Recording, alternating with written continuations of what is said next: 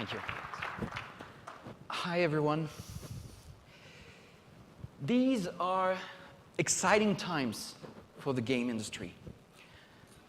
Times for evolutions, revolutions, times to reinvent ourselves one more time, times to reassess who we are, how we do things, how we could do them differently, how we can do them better. Today I'm going to tell you about my vision for the future of this industry. But before we talk about where we want to go, it's important to understand where we stand and who we are. So when I was working on this presentation, this idea of the Peter Pan syndrome quickly came to my mind. The Peter Pan syndrome, it's this concept of someone who is anxious at the idea of growing up and becoming an adult and who actually refuses to grow up. So that's quite a bold statement to make about an entire industry. So let's see how I reached this conclusion. First of all, I wanted to better understand what this industry exactly is. So I thought, let's have a look at the best-selling titles of all time, and let's see what these games are. And this is what I found. So, in short, titles in red come from Nintendo. Titles in black are the Call of Duty franchise. Orange is Grand Theft Auto. And green is Kinect Adventures. So that's a very interesting information about who we are. Because the first thing you discover is that this market is highly polarized. But only four brands, if you consider Nintendo as one brand, trust the top 30. And 21 titles out of 30 come from Nintendo. Only 3 genres trust the charts. Kids games, so that with Nintendo. Casual games, Nintendo, Kinect. And violent action games, Call of Duty and GTA. Only 3 genres. So here's this is this industry that is really, really focused. Kids, casual, violent games. Now let's talk about how games have evolved over the past 40 years. And when you think about it, you realize that we use the same themes, the same worlds, for about 40 years. The worlds we use, usually war, conflicts, heroic fantasy, sci-fi. It's pretty much always the same. I mean, the themes we talk about, you are a hero and you need to kill people in order to go somewhere to free the world or to free the princess or whatever. And when you look at, if you compare Wolfenstein in 1992 and Call of Duty in 2012, you realize that there's been a tremendous evolution in matter of graphics. I mean, really, the graphics are now absolutely spectacular, stellar, incredibly realistic. But when you think about the concepts beyond these games, you realize that they are really close. They have not changed much in 20 years. You still have this subjective view, you still have a gun, you still need to run and crouch and kill people before they kill you.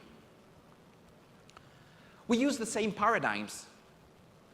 All games are based on systems, and the idea is that you need to master this system to beat the computer or beat your friends.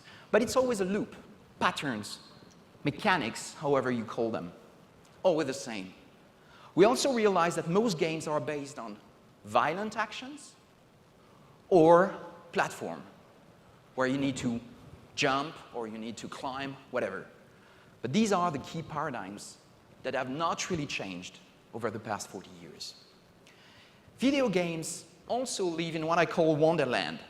They live in a dimension that is absolutely not connected to the real world. They're not connected to our reality. They talk about things that are totally unrelated to what we all know. It's not about people, it's not about our world, it's about a different dimension, a different world, something that I call Wonderland. As a conclusion, of course, we have the same audience for 40 years. No surprise, we make the same games the same way. Well, we reach the same people. No big deal, and that's absolutely something obvious.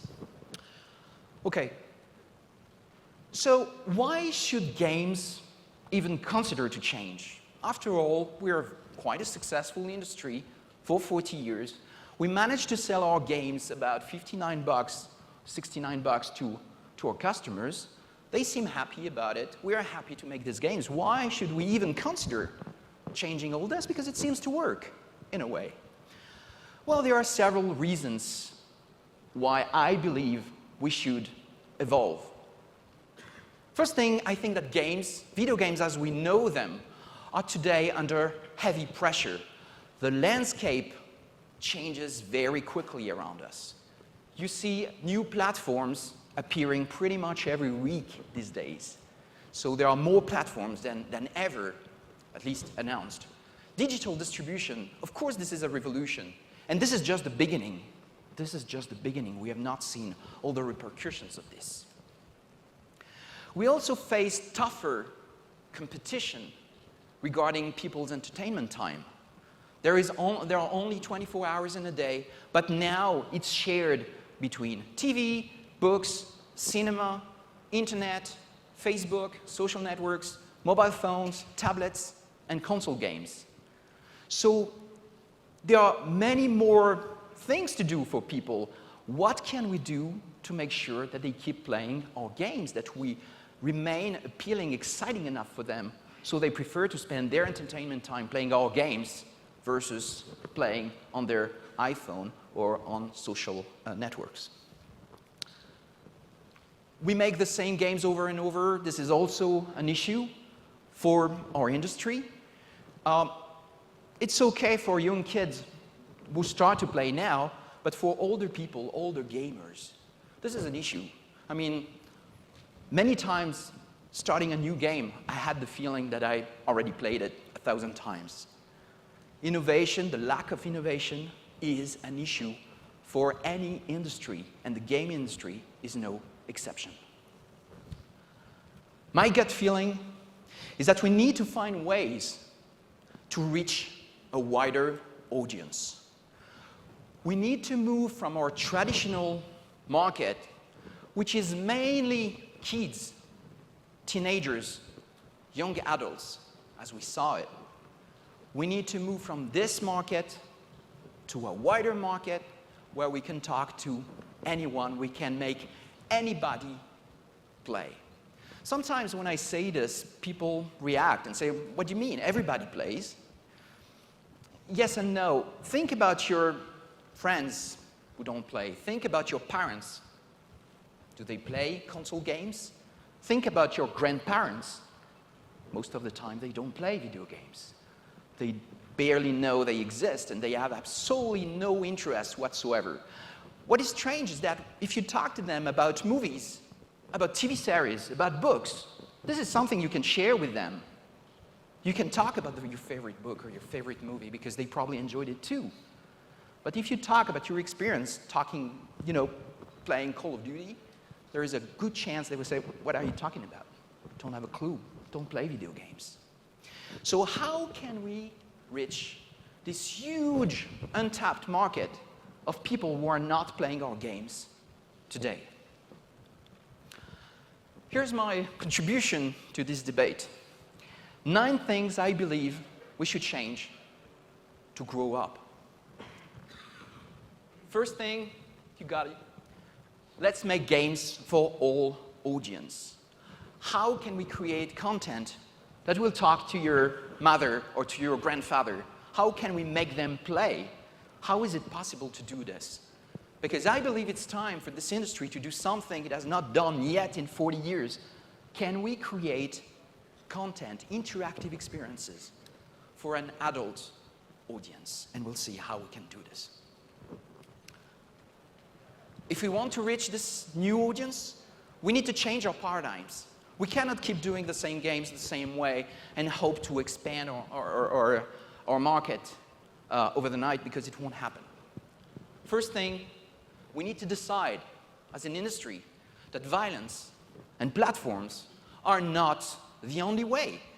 We are in an industry where if the main character doesn't hold a gun, designers don't even know what to do. I mean, how interactive is it if I can't shoot?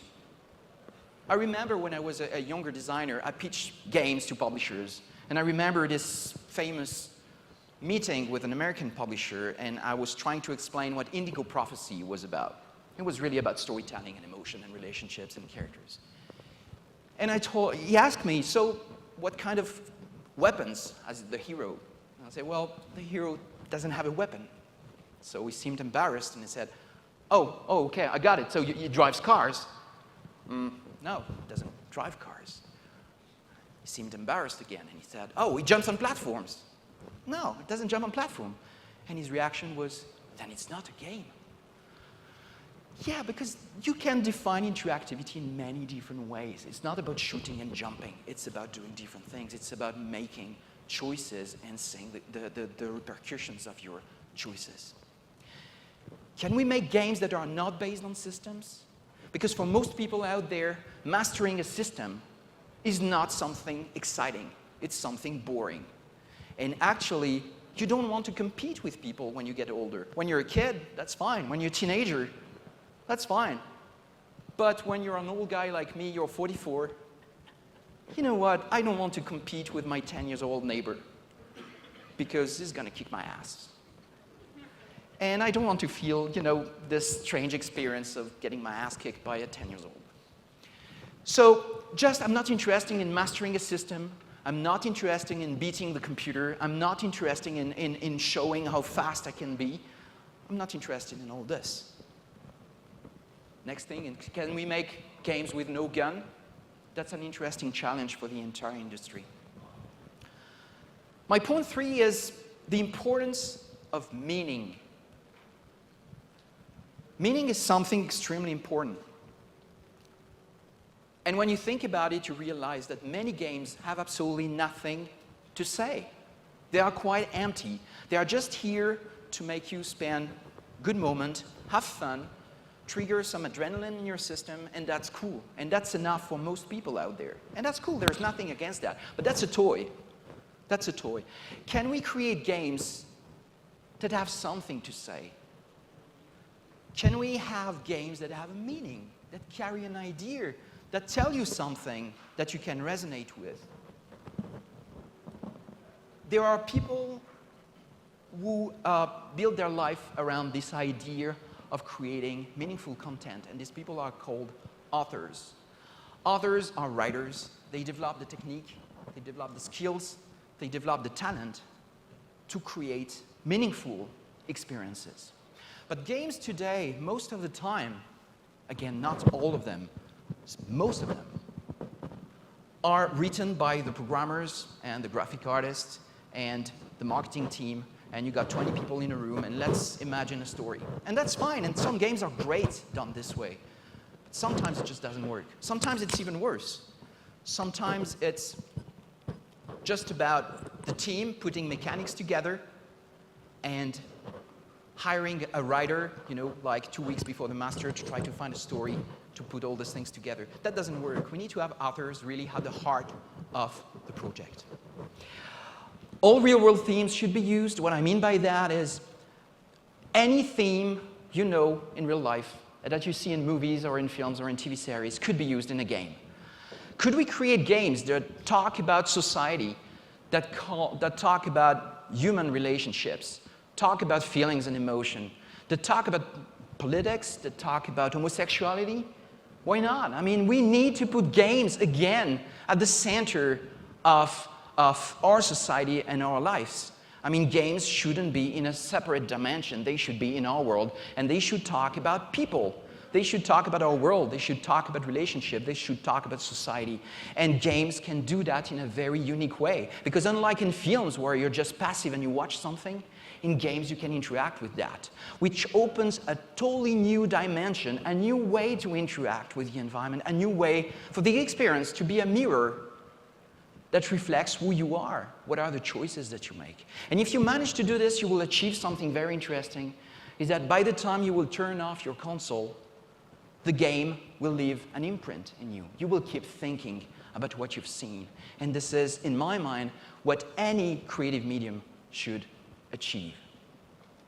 4, we should become accessible. We should focus on what happens in the minds of the players and not on how fast they can move their thumbs. How important is that? Who cares? Let's focus on what happens in the minds of the player, what they feel, not so much how they do it. Journey versus challenge, this is a very important concept to me, is how do we define the experience? Is it a challenge? Is it a series of obstacles that the player has to go through, again, mastering the system?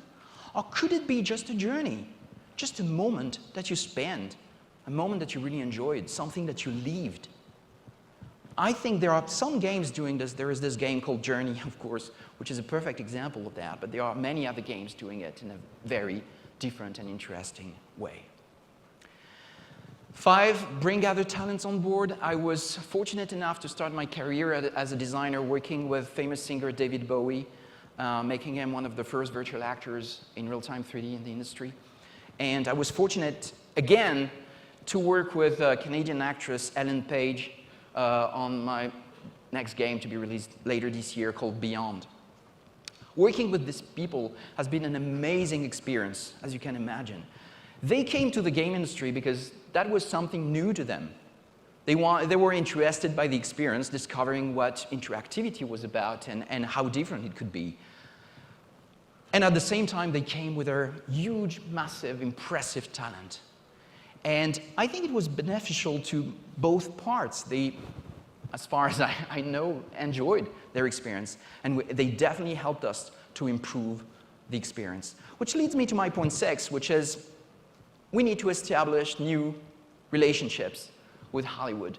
Relationships with Hollywood were really based on a misunderstanding, I would say, for a long time. Hollywood, for a long time, sees video games like licensed products or like the $1 billion of the weekend industry. And I think that's not right. This is not the right way to build a relationship. I think that games are more than that. It can be a respected medium now, at the same level than films, although we still have a long way to go and a lot to learn, but we should respect each other. But I think now time has come for a meaningful, constructive, balanced, new partnership. We can work together differently, and we can invent together a new form of entertainment. They master the linear storytelling. They know how to do this for 100 years. We master the interactive part. We master the interactivity and these strange relationships between the player and the experience. Point 7 is about changing our relationship with censorship. I could probably spend about 4 hours just on this slide, but I won't do it, of course. You can stay. Relationship with censorship is something extremely sensitive and extremely difficult. I see myself as a writer. I try to write scripts, talking about characters, emotions, relationships, dialogues. And sometimes I use violence. Sometimes I use sex. And that's fine. Most of the time it's fine. But now I have someone over my shoulder looking at what I'm writing and saying, oh, you can't do this. No, you need to change that. No, that's not possible. I mean, why it's not possible? Why? Why could you do these things in a film? Why would it be okay in TV series? Why isn't it okay in a game? And the answer is always the same. It's because you are interactive. And that's your problem.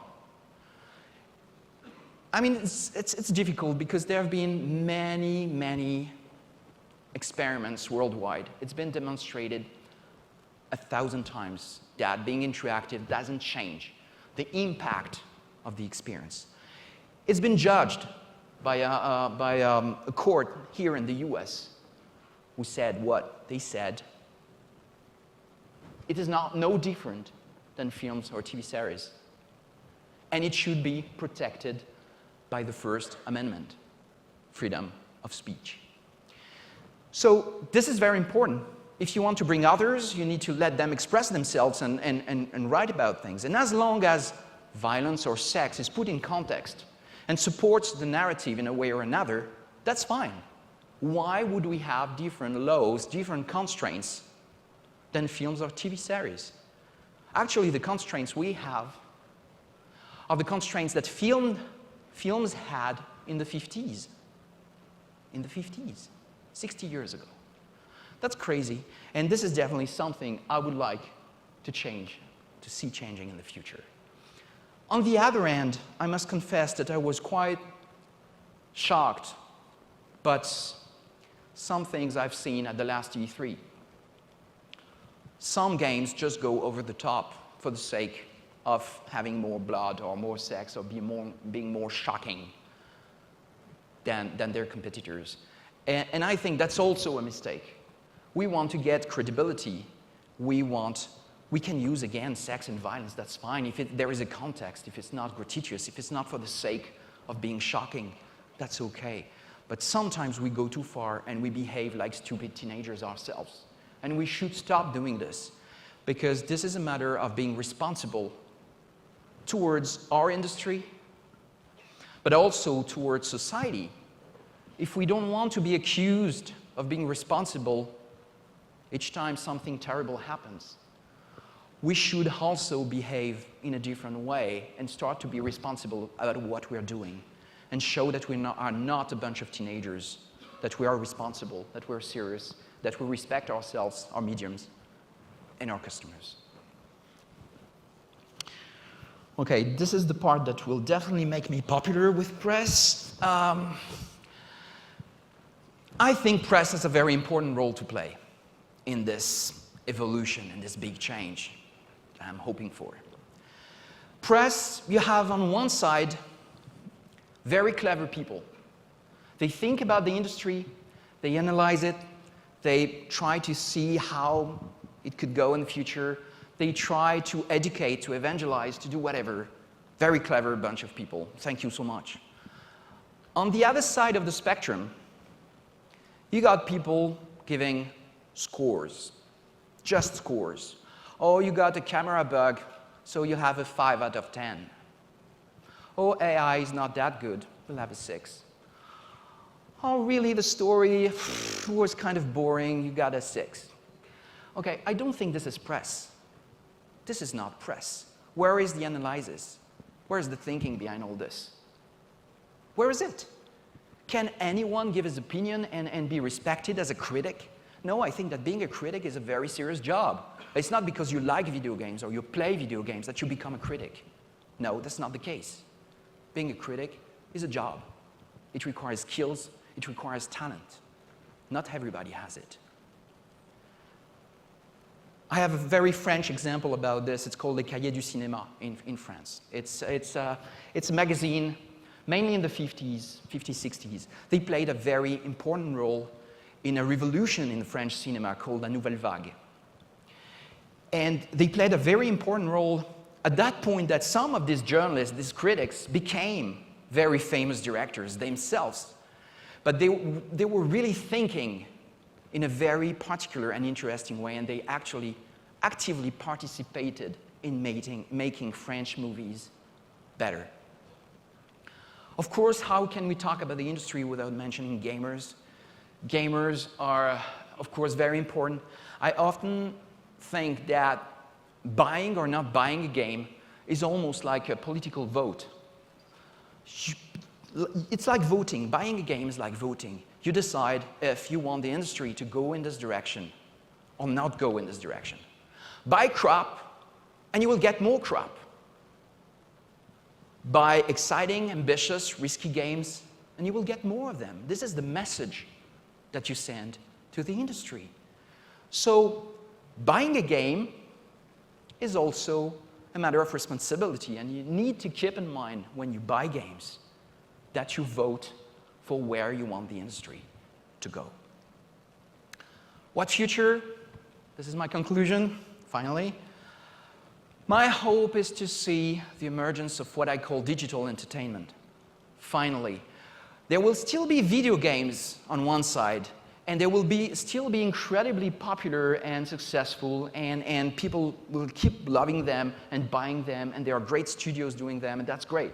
And it's going to be very successful in the future. My hope is that in the coming years, we will see the rise of digital entertainment. And this new form of entertainment should be accessible to all, should be open to all themes and genres, and should be able to talk about ourselves, talk about human beings, talk about society in a meaningful way. Should be based on the journey and not the challenge.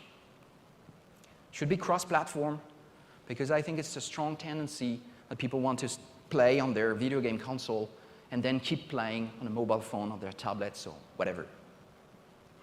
And finally, we will have a chance to become mass market. So this is my hope for this industry. And again, this is a medium that I love more than anything. This is something I do for my living for 16 years. And I think it's an amazing medium, unlike anything else. Films can't compare. There are different experiences. What we have here is absolutely unique, absolutely different. But I think it's time for us to accept this idea of growing up and finally to become adults. Thank you very much. Thank you, David.